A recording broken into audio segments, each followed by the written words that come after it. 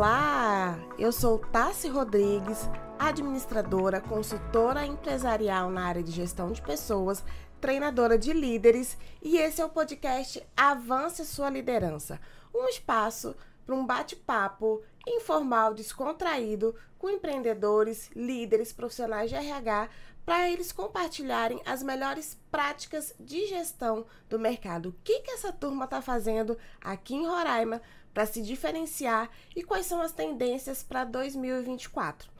Uma das maiores dores dos empresários e dos líderes é a área financeira. Começa pela necessidade de um planejamento ou pela ausência de planejamento dentro de uma empresa até esse controle de contas. E aí eu trouxe para você aqui o Alexander Neves, ele que é contador, consultor empresarial na área financeira, para falar sobre a importância do planejamento financeiro, como que as empresas podem se organizar para ter realmente uma saúde financeira. E lembrando que quando você faz esse caminho, você que é líder, você que gerencia pessoas hoje dentro de uma organização, você se fortalece, se prepara muito mais para conseguir gerir as pessoas e para conseguir trilhar o seu caminho de saída do operacional para o lado estratégico da empresa, que é onde realmente a sua empresa precisa de você. Então, seja muito bem-vindo, Alexander. Obrigada por ter aceitado o convite, por estar aqui com a gente. Se apresente, fale um pouquinho mais de você e do seu trabalho. Obrigado, Tassi, pelo convite. Bem, eu sou contador, sou especialista na área do direito tributário, mas com o passar do tempo eu comecei a trabalhar na área de consultoria empresarial, tanto pela prática quanto pela vontade de usar a contabilidade para poder mostrar para o empreendedor o melhor caminho que ele pode tomar. E assim, pela cultura, nós começamos um empreendimento hoje pela necessidade. Nós pegamos o que nós temos na nossa mão e começamos a vender, começamos a tentar solucionar nosso problema financeiro. Só que acaba que aquela empresa que começou para solucionar um problema financeiro, ela tem um crescimento e na maioria das vezes o nosso controle financeiro ele não acompanha a nossa empresa. E aí nós acabamos nos perdendo em várias práticas ruins que podem causar o declínio e o fim da nossa empresa. Eu falo muito, Alexander, que o empresário, né, o empreendedor, ali, que ele começa pela necessidade, o empreendedorismo pela necessidade que você acabou de falar, e aí ele começa nesse formato de trabalho, a empresa vai ganhando um corpo, mas muitas das vezes até a mentalidade dele em relação a isso não acompanha. Por exemplo, eu atendo bastante empresários que estão aí nesse modelo que eles não se enxergam como empresários. Uma pessoa é como se fosse um autônomo que tem um CNPJ. E aí, quando eu estou nesse movimento, né, de ajustar a empresa, de precisar contratar mais uma pessoa para me ajudar na minha produção, por exemplo, qual é o maior erro dos empresários, vamos falar do MEI primeiro, nessa questão do planejamento financeiro, da organização financeira? Bem, o maior erro do MEI, principalmente, é não haver um controle financeiro de forma alguma. Primeiro que ele começa nisso de, eu tenho uma necessidade de ter um empreendimento, ele começa a vender o produto dele. A maioria das vezes ele não quer ter um CNPJ, ele não quer entrar nesse lado da burocracia, mas ele entra por necessidade. Ele precisa fazer uma nota para uma empresa, ele precisa contratar alguém para trabalhar com ele, ele vai e abre um MEI. E aí ele começa naquele formato que nós já estamos acostumados. Paga as contas da empresa no cartão pessoal, paga as contas pessoal no cartão da empresa, mistura tudo. Só que é isso, a empresa ganha um corpo, ela começa a se desenvolver e aí você tem aquilo. Se você ganha 10 e você não tem um controle, você gasta 10. Então se a sua empresa... Ou 11, né? Ou 11. Então se a sua empresa, que não deveria estar com as contas misturadas com você, ela começa a faturar mais... Infelizmente, se você não tiver um controle, sua pessoa física também começa a gastar mais. E aí a empresa perde o crescimento dela e você perde seu controle de contas pessoais também. E aí naquele mês que a empresa fatura menos, como você não tem segurança nenhuma, você também, como pessoa física, acaba se quebrando no meio disso. Tu fala das contas pessoais, né? Do misturar. Eu vou replicar aqui o que eu já ouvi de muitos empresários. Você vai falar a sua percepção... e assim, uma visão prática para começar a fazer isso. O que eu escuto na roda de amigos, por exemplo. Tassiana, o que eu faturo já é pouco, a empresa é tão pequena, como que eu consigo separar o PJ do PF? A pessoa física da pessoa jurídica. Como é que eu consigo separar essas finanças que eles falam assim? O dinheiro já é tão pouco. Como que eu separo isso? Qual o primeiro passo para o empresário que quer aí começar 2024 de uma forma organizada? O que ele pode começar, como é que ele pode começar a fazer isso? A maioria das vezes que a gente fala que a gente está faturando pouco, na realidade a gente não tem uma dimensão de quanto a gente está faturando. Essa é a realidade. Em boa parte das empresas é assim. Então o primeiro passo é comece a anotar. Comece a ter um controle. Mas um controle que você consiga efetivamente ter uma visão geral. Então, assim, muitas das vezes eles querem anotar no caderninho, quer anotar num papelzinho ali quanto foi que tirou no mês. Só que dessa forma você não consegue olhar de forma ampla tudo que você ganhou. Então comece a fazer planilhas, comece a ter um controle efetivo. A partir do momento que você tem um controle efetivo, você vai ter uma visão geral de quanto você fatura. E assim, faturamento, a gente sabe que faturamento não é lucro. Então você tem que começar a trabalhar em cima disso. Você vai precisar trabalhar o seu faturamento, você vai ter que trabalhar a sua precificação, entender qual é a sua margem de lucro e colocar o seu salário, colocar um salário para o sócio, para o empreendedor, dentro dos custos da empresa. Então a partir do momento que você faz isso, você coloca o salário dentro dos custos da empresa, você se programa um pagamento mensal para o sócio, você consegue ter segurança de fazer uma retirada que você vai conseguir sobreviver, viver naquele mês. E você vai proteger o crescimento da empresa. Nós falamos na contabilidade que há duas formas de você remunerar o sócio. Você remunera o sócio por prolabore, então que é o valor que ele retira todo mês, tem uma programação, já está lá na folha de pagamento, tudo bonitinho. Esse valor tem que ser incluído no custo do produto ou do serviço que ele vai prestar.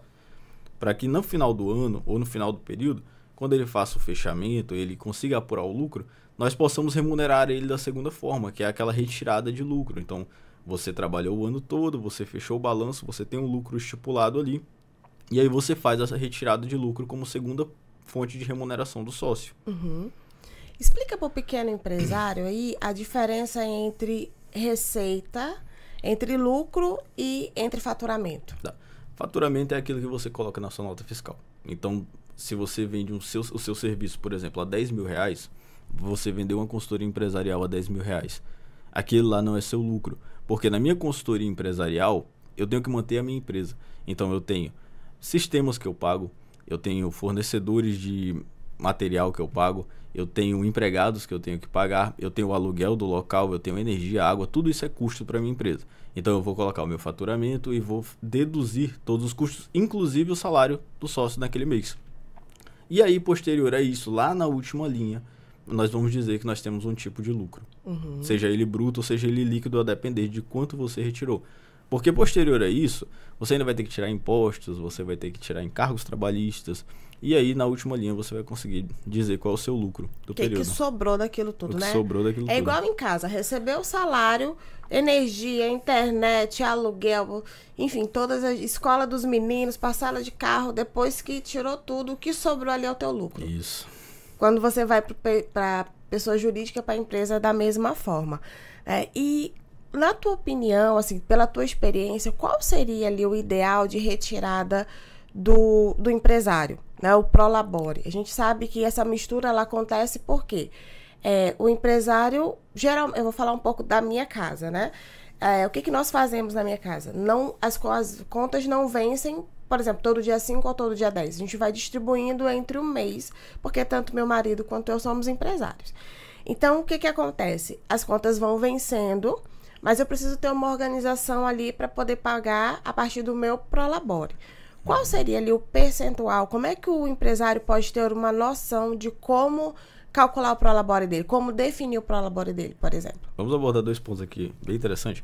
Você coloca suas contas distribuídas no mês, porque você tem certeza que distribuído no mês você vai ter receitas, correto? Então eu já sei que nesse ponto você faz aquilo, você recebe na empresa e você transfere para a pessoa física já de imediato. Então não existe um dia fixo ali para poder fazer a retirada, correto? Ou você faz um dia fixo Eu fujo do 5º dia útil do mês, que é onde a gente paga a folha, e a partir ali das outras datas nós vamos fatiando, porque dependendo da receita, aí a gente vai pegando, às vezes até o prolabore aos poucos. Olha, numa empresa que ela está começando, a gente vai falar que a empresa que está começando ela é muito frágil, então você fazer retirada de prolabore muito vultuosa, você vai derrubar aquela empresa, querendo ou não. Então é natural que no começo você vai tirar um prolabore ali de 20%, 30% do que é o faturamento da empresa para para o sócio, diretamente para o sócio. E conforme ela for crescendo o faturamento, conforme ela for se estabilizando, você vai conseguindo aumentar esse prolabore. Logicamente, o interessante é que a curva da empresa de crescimento seja tão grande que o prolabore não precise acompanhar ela até o final. Porque se você chegou ali numa empresa que ela estava faturando 30 mil por mês e chegou num ponto que essa empresa passou a faturar 700, 800 mil por mês, não tem necessidade do seu prolabore acompanhar aquela empresa. Nós queremos que a empresa cresça mais e mais para que você possa remunerar melhor posteriormente, mas você não precisa acompanhar necessariamente a curva da empresa, o faturamento com a sua curva de prolabore. Então vai ser isso, vai ser na faixa dos 30% mais ou menos, a depender da sua margem de lucro e a depender do seu ramo de atividade. Logicamente a gente precisa fazer estudo interno dentro da empresa para poder definir um prolabore correto que não vá prejudicar ela posteriormente. Legal. E aí, eu já entendi que o primeiro movimento aí para o empresário poder se organizar é começar a anotar. Quais ferramentas que eu posso começar a fazer essa anotação? Ela é muito personalizada ou eu posso, por exemplo, eu lembro muito bem do meu pai, que ele tinha um caderninho de bolso, e ele anotava tudo, até o café que ele tomava. Como que o empresário pode começar a fazer isso? Existem aplicativos, planilhas que você pode indicar, por exemplo, para que ele possa começar a fazer essa organização? O empresário que ele está começando, dificilmente ele vai conseguir tirar parte do capital dele para ir direto para a aplicação de planilhas e comprar sistemas internos. A gente sabe disso. Então começa no bom e velho Excel. Organiza o Excel bem feito.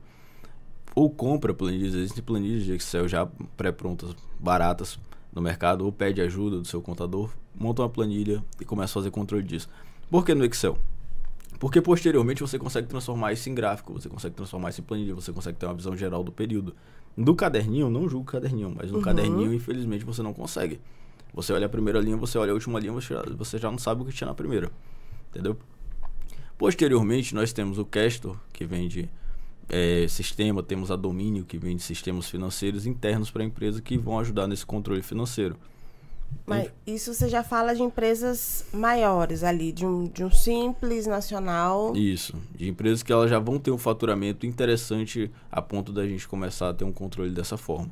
Porque é aquilo, quando eu falei no começo que o empresário ele não consegue acompanhar, o sistema financeiro dele não acompanha o crescimento da empresa, é justamente isso. Nós vamos começar a aplicar ferramentas mais pesadas e começar a aplicar sistemas internos mais pesados a depender do tamanho da empresa. Empresas muito pequenas, eu não tenho necessidade de fazer um procedimento operacional tão grande para poder controlar o financeiro. Agora, empresas grandes, nós precisamos. Tanto que eu já vi casos de empresas grandes aqui no próprio estado, que para ajudar no controle financeiro, elas retiraram, por exemplo, elas pegaram o sistema de recebimento em espécie e criaram um sistema assim, recebeu em espécie, depósito imediato. Vai fazer o depósito imediato, que na conta bancária já é uma forma de você controlar o seu sistema financeiro interno. Entende? Porque tem aquilo também, que a gente já viu várias vezes. O empresário ele recebe na mão ali, ele não deposita no caixa da empresa, ele já pega o dinheiro para ele, aí ele já começa a pagar as contas dele. É nada. E aí esse dinheiro nunca entra no faturamento da empresa, esse dinheiro se perde ali no caminho. E aí a gente entra naquilo, tô faturando pouco, mas você está registrando tudo que está entrando realmente? Você consegue ter uma visão geral de tudo que você está... E qual a tua maior fonte de receita, né? Tem empresas que trabalham com produto e serviço, por exemplo, ou produtos diversificados. Você conheceu o teu produto, que aí a gente fala de cálculo de preço de venda, que aí é para um outro momento, mas o quanto que o empresário precisa ter a noção de que ele precisa ter conhecimentos de gestão realmente para que ele possa ter uma prosperidade de negócio. Eu lembro que há uns anos eu estava ministrando uma oficina de sei calcular preço, que era sobre cálculo de preço de venda, era uma metodologia. E aí o que acontece? Tinha uma das participantes, venda de roupa, vendia autônomo, então ela tinha uma loja online. Então, o que aconteceu? Eu comecei a explicar para ela e eu falei para ela, olha, ela falou, olha, não, mas roupa é tranquilo porque eu ganho 100%. E aí eu falo, gente, não é 100% e eu te provo matematicamente que não é 100%. Quando nós começamos o cálculo, mesmo ela sendo MEI, ela comecei a calcular tudo que incidia no preço de venda dela, tudo que influenciava de alguma forma. Ela descobriu que ela estava ganhando R$10 na venda de uma calça jeans. E ela saiu totalmente impactada da oficina porque ela achava que ela estava ganhando R$50, que ela comprava por 50 e vendia por 100. Então explica aí para o empresário qual é a noção mínima que ele tem que ter, que ele tem que pensar quando ele fala de cálculo de venda. Por que eu preciso ter essa noção? Tem muito produto por aí que quando eu vejo o preço, eu pergunto, principalmente para o pequeno empresário, para um ambulante, por exemplo, que está na rua, está vendendo ali um produto, é tanto. Eu falo, gente, mas está muito abaixo do que eu vejo por aí. Eu pergunto para ele, amigão, esse preço está certo? E aí, às vezes, a gente dá ali uma consultoria, uma orientação, porque eu acho que é uma responsabilidade nossa também ajudar os negócios, os pequenos empreendedores a prosperarem. E a gente sabe que é ralado, trabalhar ali no sol, vendendo ali seu brigadeiro, seu lanche. E o fato dele não calcular pode ser que ele está só girando um dinheiro na ilusão de que está ganhando alguma coisa. Muito bom você tocar nesse ponto aí de cálculo de preço, porque assim, já teve caso da gente pegar a empresa para fazer consultoria, descobrir que determinados produtos tinham lucro, mas determinados produtos estavam tendo prejuízo, por exemplo, na venda. Porque, cara, o cálculo de preço é uma coisa muito legal. Você vai pegar aquilo ali, você vai dividir entre fixo e variável, né? Vai dividir a sua empresa entre custos fixos e variados. Uhum. Custos variáveis, aqueles que vêm junto com o produto. Então, o preço do próprio fornecedor, você pagou lá. O frete você vai ter que ratear por produto. O imposto no final que você vai ter que colocar sobre o faturamento. Aí nos fixos você vai colocar folha de pagamento, você vai colocar o aluguel do seu local, energia, água, a depender do tipo de serviço que você está prestando, do produto. Até você conseguir formar o que seria ali a tua base de custos, formar a margem de contribuição. E aí você vai estipular um lucro. Posteriormente a estipular um lucro, então você pegou lá custo fixo, custo variável, estipula uma margem de lucro, fez o teu valor final. Sobre o valor final você ainda vai ter um imposto, então você ainda vai perder uma parcela. Por isso que é perigoso você deixar uma margem de lucro muito baixa, porque na hora que você jogar o imposto em cima, o imposto vai ser sobre o faturamento, você pode retirar toda a tua margem de lucro no imposto, né? Posteriormente. Deixa eu dar um exemplo aqui, só para facilitar o entendimento de custo fixo e custo variável. Por exemplo, para a senhora, vou dar um exemplo do bolo. A senhora que faz bolo em casa, vende ali para festa, aniversário. Custo fixo ali que a senhora tem é o custo de todos os equipamentos que a senhora precisa para fazer o bolo. O seu espaço alugado, a sua estrutura, tudo isso é custo fixo. Mas a partir do momento que eu deixo de vender só um bolo e começo a vender 2, eu vou gastar mais gás, eu gasto mais matéria-prima, eu gasto mais alguns insumos que eu não gastaria se eu produzisse só um. Então, custo fixo é aquele que chega todo mês, regularmente, independente da produção ou não. E o custo variável a partir do momento que eu aumento a minha produção, esse custo vai aumentando também. Tô certo, contador? Tá certo. E é aquilo, o legal de entender essa dinâmica é, quanto mais eu produzo, mais eu vou ter de custo variável, mas eu também vou ter um rateio maior do meu custo fixo, né? A partir do momento que eu vou ter mais produtos para vender. E o que é interessante disso, de saber a precificação, de saber sua margem de lucro? Se você tem 2 produtos, produto A e B, pelo mesmo valor, você vende 2 bolos pelo mesmo valor, R$100 cada bolo. E num bolo você sabe que a sua margem de lucro é R$40 e no outro bolo você sabe que sua margem de lucro é R$20, então você vai gastar suas energias procurando vender mais o primeiro bolo, porque você tem uma margem de lucro maior nele. Então você vai vender ele o máximo possível, naquela curva de oferta e demanda, você vai tentar vender ele o máximo possível dentro do que é possível, dentro do que o mercado absorve. E a partir do momento que ele não é mais absorvido, aí sim você passa a tentar vender mais o produto B. Então, quando você vai fazer estratégias de venda, estratégias de marketing, você vai aplicar sobre o seu produto com maior margem de lucro, não com maior faturamento, porque maior faturamento nem sempre significa que você vai lucrar mais dentro dele. Entendeu? Entendi. Ou seja, empresário, líder, o teu planejamento de marketing, por exemplo, as tuas postagens nas redes sociais, as tuas parcerias com digital influencer, tudo isso, ela precisa passar antes das tuas metas, pelo teu planejamento financeiro e conhecer melhor os produtos que tu vende para saber o que você vai vender e como que você vai vender esse produto. Qual é o teu objetivo naquela campanha de marketing que você vai fazer, por exemplo. Quando a gente fala de gestão, todas essas áreas estão conectadas, né? Começa no estratégico, quais são os meus principais objetivos ali, o que que eu quero alcançar. A partir daí eu começo a pensar nos recursos financeiros e aí vai para marketing, vendas, todas as outras áreas aí para todas elas trabalharem alinhadas. E pessoas, né? Que é Exatamente. O que faz tudo isso girar, funcionar. Por isso que esse tema de finanças ele é tão importante para o gestor de pessoas, para o empresário. Porque é o segundo passo aí para ele começar a realmente mostrar a empresa dele para fora, né? Para o mercado. Exatamente. É aquilo, como eu disse lá no começo, culturalmente nós começamos um empreendimento por necessidade, mas ele vai ganhar um escopo e nós precisamos começar a agir de forma estratégica. Estrategicamente, o financeiro ainda é o coração da empresa. Então, a gente precisa trabalhar em cima dele, organizar ele, entender os seus números. Os números, a gente fala que os números gritam com a gente. Eles gritam, eles estão falando, tu tá indo no caminho errado, volta. Mas, na maioria das vezes, a gente não consegue escutar. A gente não sabe escutar isso e acaba se perdendo no meio do caminho. Volta, pensa, repensa, refaz e aí segue um novo rumo. Alexander, tá.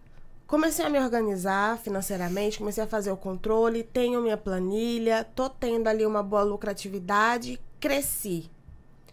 Vou precisar sair do MEI. E agora? O que que eu faço? O maior do MEI, da saída do MEI, é que você sai daquela taxa. Você paga uma taxa no MEI, né? R$72 por mês, 75. Que é ali 5% do salário mínimo. Isso, mais R$1, mais R$2. E você vai começar a pagar agora um percentual de faturamento. Então, a primeira premissa aí dessa troca é mudar a mentalidade. Você tem que começar a entender que aquele imposto não é você que vai pagar, você vai ter que repassar ele para o seu cliente final. Então, a partir do momento que você consegue entender isso, que você coloca isso numa precificação correta, você tira essa dor de, meu Deus, vou perder parte do meu faturamento. Estava conversando com uma empresária um dia desse, um trabalho dela custa em torno de R$2.000. E aí eu falei, olha, na tua saída para o Simples Nacional, você vai para essa atividade aqui, você vai ter que pagar 15,5%. Então, você vai fazer aqui R$2.000, você vai receber ali R$1.600, R$1.700. No final das contas vai ser isso. Ela deu um pulo para trás e falou, não quero sair do MEI. Só que é aquilo, você tem que sair. A partir do momento que você faturou mais, a partir do momento que você quer contratar mais, o MEI ele tem um teto. E agora é a hora de você pensar, não, pelo meu crescimento, eu vou sair, eu vou vencer mais uma etapa, eu vou começar a precificar melhor para poder passar esse imposto para o meu cliente final e começar a viver uma nova era, né? Um novo mundo. Então, a maior dificuldade do MEI nessa saída vai ser isso. E vai ser toda a mudança de controle financeiro que ele vai ter que fazer. O controle financeiro de um MEI ele tem que ser um controle muito básico.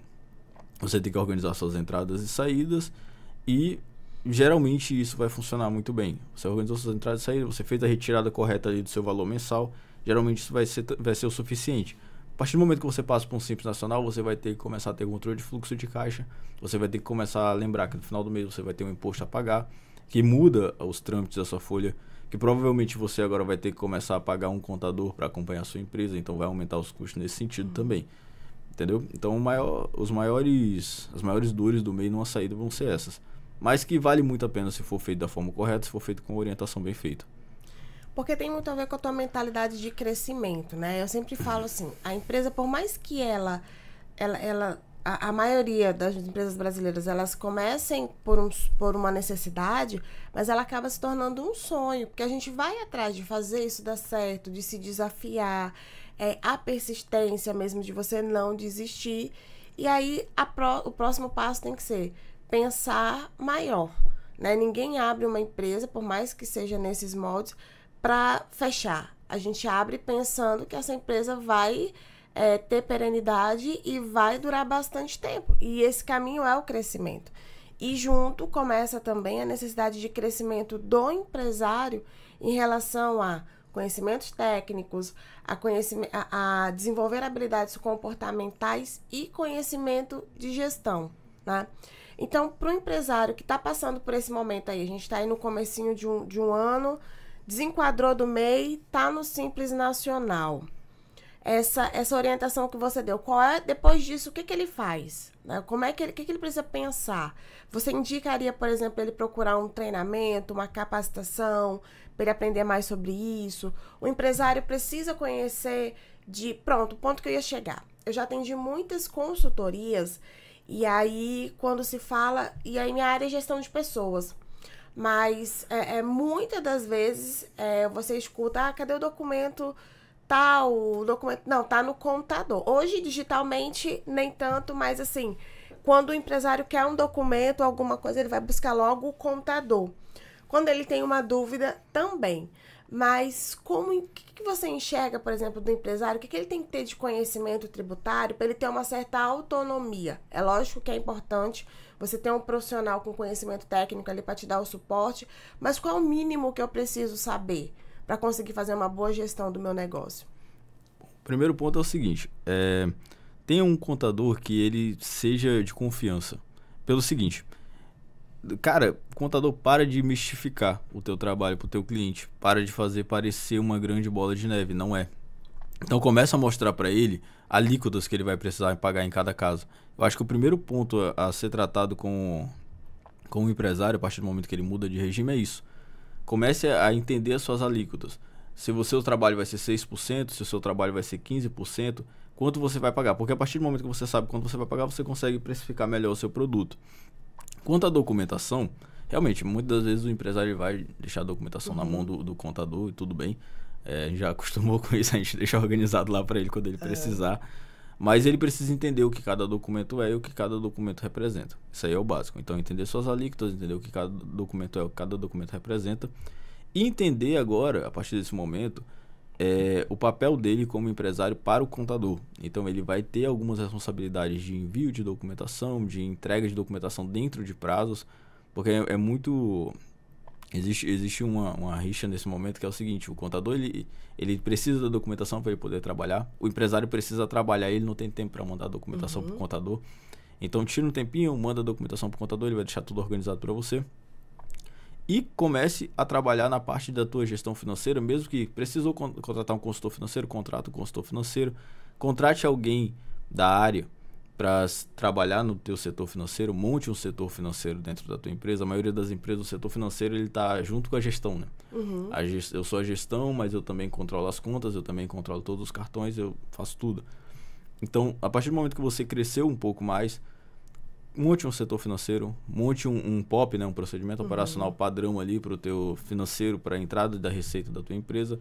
Isso aí vai gerar uma confiança dentro da tua empresa, vai evitar que os números fujam do teu controle e você vai conseguir passar mais para esse lado estratégico. A partir do momento que você tirou esse operacional de você, deixou uma pessoa organizando ali o lado operacional, você vai conseguir sentar e olhar realmente as planilhas que você tem, olhar os números da sua empresa e trabalhar na parte estratégica de venda, na parte estratégica de marketing que você vai precisar trabalhar posteriormente.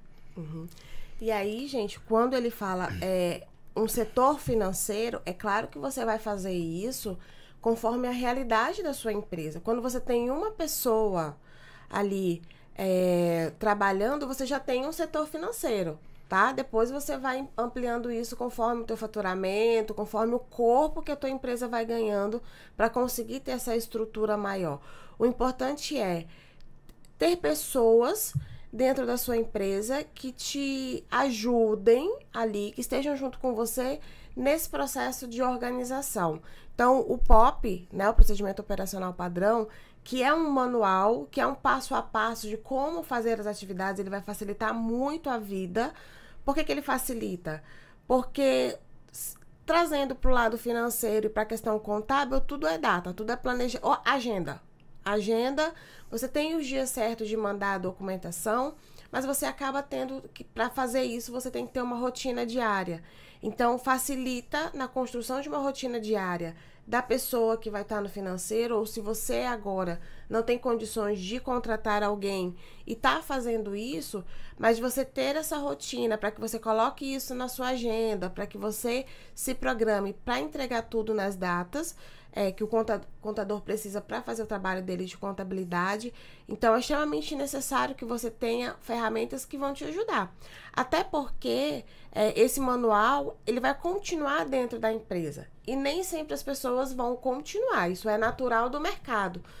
O mercado, ele faz essa movimentação das pessoas aí. Então, quando eu tenho essa ferramenta para uma nova contratação de um novo profissional, o período de integração, de adaptação, já fica mais fácil, porque ele vai seguir um passo a passo. Mas lembrando que quando você vai contratar uma pessoa, você tem que ter um bom critério para fazer essa seleção, essa análise, tanto do conhecimento técnico como das questões comportamentais e também verificar se essa pessoa é adepta a normas e regras, porque o manual são normas e regras da empresa. Então, tem gente que não tem tanto esse perfil. Então, procurar pessoas que estejam alinhadas a isso, né? Eu atendi alguns, tenho parcerias também com escritórios de contabilidade, e aí há sempre essa reclamação, né? Eu lembro que tinha um escritório que eles tinham metas, fechar os processos ali no prazo. Só que dependia do cliente do envio da documentação. E a maior dor da equipe de contabilidade o empresário não envia isso no prazo, né? Então, é uma questão de agenda, de organização, eu preciso fazer tal dia e tem que ser feito e acabou, né? Eu preciso ter essa minha mudança de hábito aí para conseguir. Alexander, início de ano, né? Já falamos sobre o planejamento financeiro, sobre o controle financeiro. Vamos falar um pouquinho sobre investimentos, né? Qual a tua visão aí para 2024? O que o empresário que está querendo investir? O que eu vejo muito no mercado? Às vezes ele pega um empréstimo, um financiamento, porque está com uma linha interessante, mas nem sempre ele faz aquilo que motivou ele pegar o empréstimo, né? Peguei um empréstimo, algum tipo de financiamento. O governo estadual, tanto a prefeitura, liberaram aí para o empreendedor individual e para as microempresas algumas linhas de crédito. Existe a carência, preciso começar a pagar aí daqui a 3, 4, 6 meses, até 2 anos, dependendo da linha de crédito que ele pegar. Como que eu me organizo para isso, né? Eu tenho ali um benefício, que é a carência, mas e aí? Né? O ano vai começar, está começando, eu tenho aqui 2, 3 meses para trabalhar. O que você indica para o empresário que daqui a 4, 5 meses vai ter uma grande parcela para se responsabilizar? Você indica ele começar logo a fazer esse planejamento financeiro, essa organização, já para guardar os valores da parcela, para se organizar? O que você acha? Bem, o primeiro passo, se você vai pegar um empréstimo ou um financiamento, você falou de fugir, né? Você pega o valor e você acaba fugindo do princípio do que era proposto ali. Então, o primeiro passo vai pegar um financiamento, vai pegar um empréstimo, tem um plano de negócio para aquele financiamento, para aquele empréstimo. Uhum. Eu pensei que eu vou aumentar aqui a minha empresa, eu vou criar uma filial, vou fazer alguma coisa. Coloca no papel. Escreva o que você quer fazer, monte um plano de ação para o que você quer fazer e aplique o seu plano de ação. O período de carência, ele vai chegar. Então, dentro do teu plano de ação, coloque o teu tempo de retorno e verifique a possibilidade desse retorno realmente existir. Existindo a possibilidade desse retorno, aí você aplica. Se você vê que não vai dar para fazer, que não vai dar dentro do teu plano de ação para gerar o retorno tão rápido a ponto de você conseguir começar a fazer o pagamento, então talvez não seja o momento de você entrar no financiamento, talvez não seja o momento de você fazer um empréstimo. Uhum. Entendi. E aí tudo isso precisa ser feito antes, né? Antes. O empresário precisa assim, muito é feito na força da emoção. Aliás, eu quero, já penso como que vai ser a reforma que eu vou fazer na empresa, as mercadorias que eu vou comprar, mas precisa ter feito uma organização antes, para que realmente ele entenda se a empresa tem ali gás para arcar com essas responsabilidades. Seria isso. O legal da consultoria financeira é que você vê várias realidades diferentes. A gente já chegou a ver algumas realidades interessantes do seguinte ponto. A pessoa acha que ela precisa aumentar o estoque dela, ela precisa aumentar a quantidade de produtos, a área de venda dela. Só que no momento que você começa a fazer uma análise interna da empresa, você percebe que ela tem muita coisa em estoque que está se perdendo, que ela já tem uma área de venda muito grande, mas que ela não está conseguindo fazer a cobertura. Então, no momento que você fala de expansão, começa a olhar para o teu planejamento e começa a olhar para os teus números. Uhum. Você já está cobrindo tudo que você pode. Dentro do que você possui hoje, você está fazendo o máximo, você está extraindo o máximo do teu potencial? Se sim, aí você fala, não, agora eu estou extraindo o máximo do meu potencial, meu estoque está girando bem, eu estou conseguindo cobrir a área que eu estou propondo, então agora eu vou fazer um planejamento para cobrir uma nova área, para aumentar o estoque para uma nova área. Se você tiver isso bem feito, você consegue replicar em outras áreas e consegue aplicar muito bem. Se você não tem isso, se você não tem noção do que você vende hoje, se você não tem noção do teu estoque hoje, da tua organização financeira hoje, dá um passo para trás, organiza a casa primeiro e depois você pensa em crescimento, depois você pensa em expansão. Uhum. começa a crescer com a casa organizada. Começa a crescer com a casa organizada. Porque se você replicar uma estrutura que já não está organizada, tende a quebrar mais rápido ainda. Uhum. Tem muitos profissionais da área de gestão que eles falam assim, cresce, depois organiza. Eu acredito que isso vale, por exemplo, para as empresas que estão ali no início, que precisam criar ali uma atração, né? Atender mercado, girar, aumentar a receita, mas chega um momento que a organização ela é fundamental, ela é essencial para que a empresa possa realmente... senão fica um amadorismo muito grande.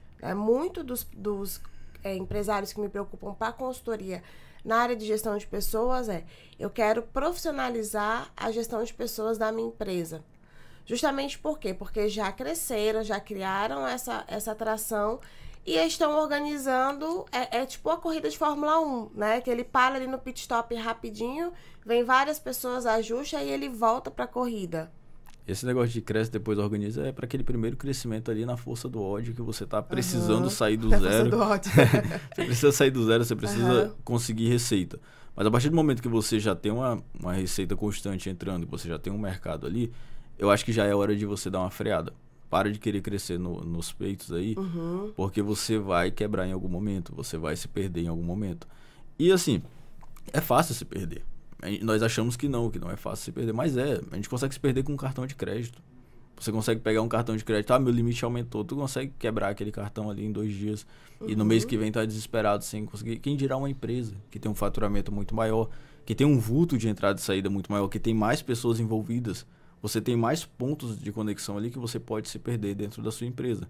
Então, conseguiu aquele crescimento inicial que você precisava, acho que é o momento de dar uma freada, olhar para dentro da sua empresa e organizar o máximo possível.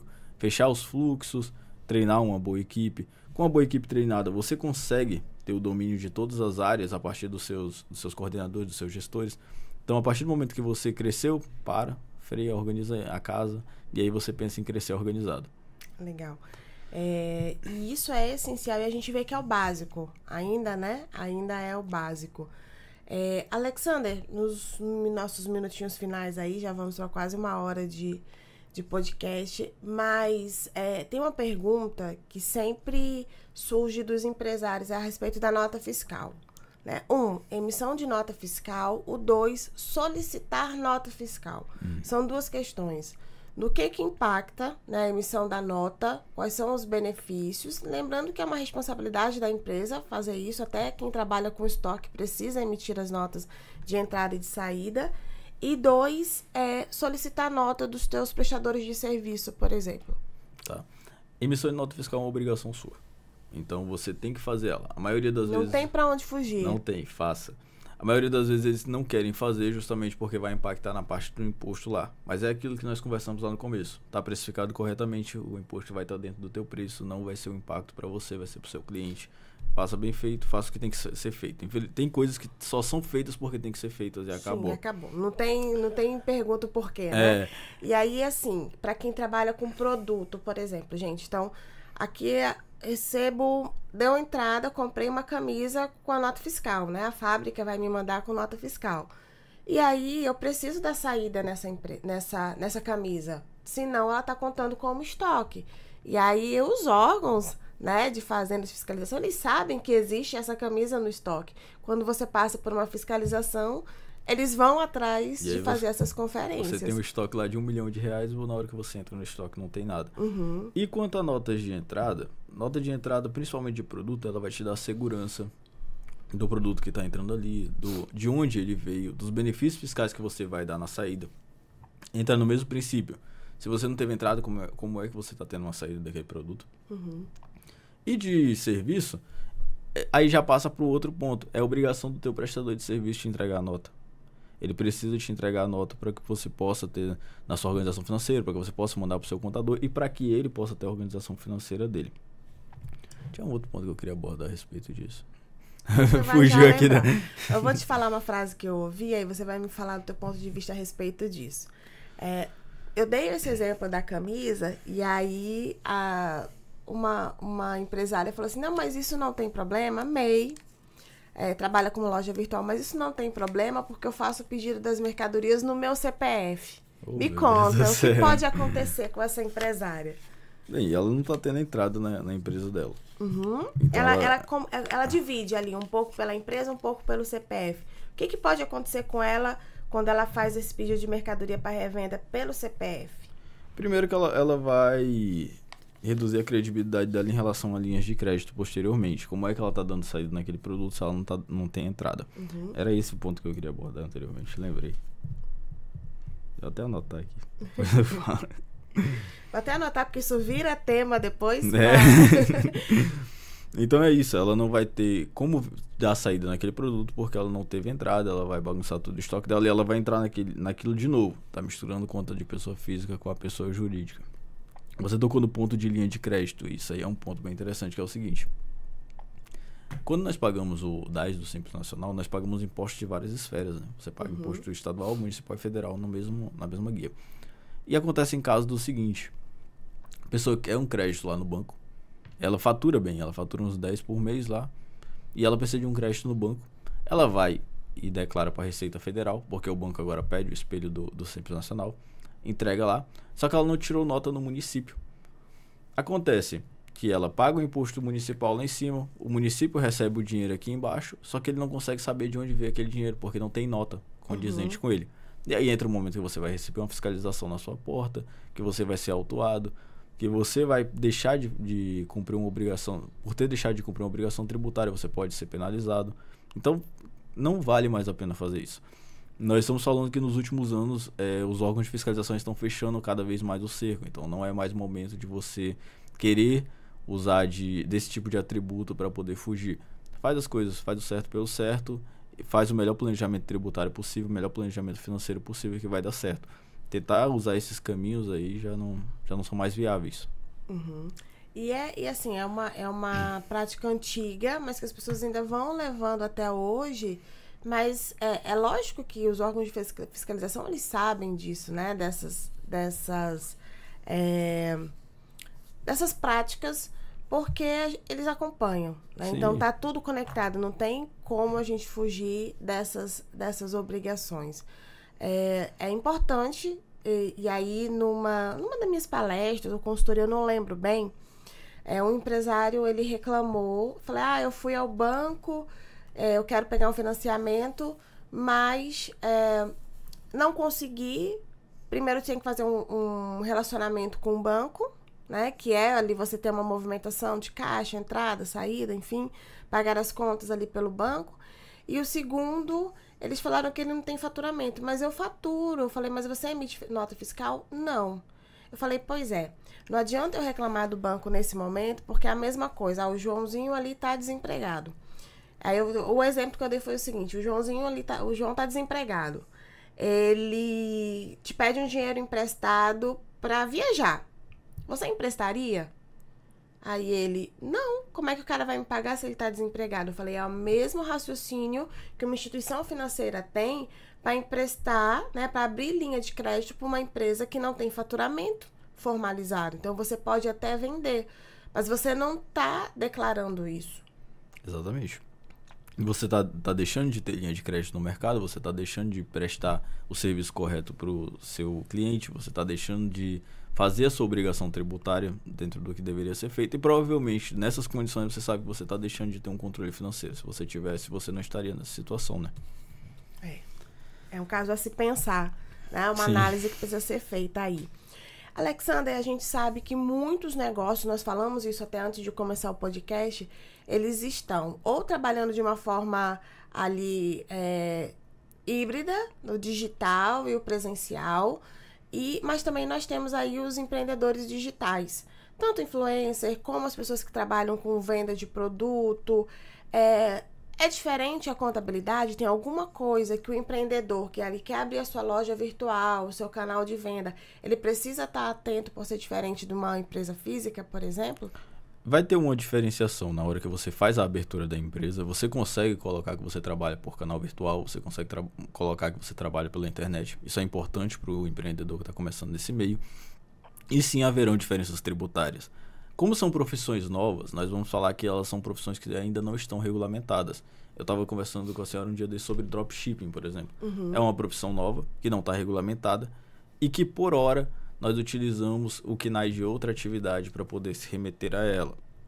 Então, ele, além de ter atenção nesses pontos, de abrir a loja como virtual, ele vai ter que ter atenção quanto à mudança, porque haverá mudanças próximas em relação a isso. A atividade vai ser regulamentada, vai mudar o tributo, provavelmente, e ele vai ter que estar se adaptando a isso. Mas não existe grande dificuldade em relação a isso. No geral, vai ser a mesma coisa. Tenha um bom controle financeiro, manda tudo para o seu contador, emita as notas, paga o imposto certinho, cria uma estratégia financeira que vai dar tudo certo. Legal. Chegamos aí nos nossos momentos finais. Manda um recado para os nossos empreendedores aí para 2024, principalmente um recado para quem quer começar 2024 empreendendo. A gente sabe que tem muita gente pensando em empreender aí em 2024. E um recado para quem já está empreendendo, mas precisa fazer aí o seu 2024 melhor ano, digamos assim. Começando por quem já está empreendendo, lembra que empresa grande ela cresce do jeito certo. Nós não vemos empresas grandes, com grande volume, fazendo as coisas mais ou menos, fazendo do jeito errado, tendo um controle mais ou menos. Ela faz do jeito certo, do jeito que tem que ser feito. Então, se você quer ser grande, faça como tem que ser feito. E para quem está começando, cria um plano de negócio, cria uma estratégia, não vai nos peitos, porque pode dar errado. A maior chance é de dar errado do que de dar certo. Procura um profissional e vai em frente. Siga seu sonho. Legal. Alexander, muito obrigada pela tua presença aqui, por ter aceitado o nosso convite. O bate-papo foi muito bom, muito esclarecedor, tirou muitas dúvidas, que tenho certeza que os empresários gostaram bastante, porque como você disse, o coração da empresa. E a gente precisa pensar nisso constantemente, né? Então, obrigada pela tua participação aqui com a gente. E aí já fica aberto o espaço para novos momentos, falar de outros temas também voltados aí para contabilidade e finanças, que eu sei que tem um mar de assuntos que a gente pode tratar. E para você, muito obrigada por nos acompanhar aqui no podcast Avance Sua Liderança. Você pode ouvir ou assistir, né? Ouvir pelo Spotify ou Deezer da rádio da Defensoria Pública de Roraima, ou assistir pelo YouTube, para que você possa estar atento às novas práticas de mercado, às práticas de gestão, para você avançar não só na sua liderança, mas você alavancar a sua empresa como um todo, porque são várias áreas e vários conhecimentos e habilidades que fazem um líder fazer a diferença no negócio dele, na empresa dele. Eu sou Tassiana Rodrigues e esse é o podcast Avance Sua Liderança, e hoje nós falamos sobre finanças organizacionais com o especialista Alexander Neves. Muito obrigada a você e até mais!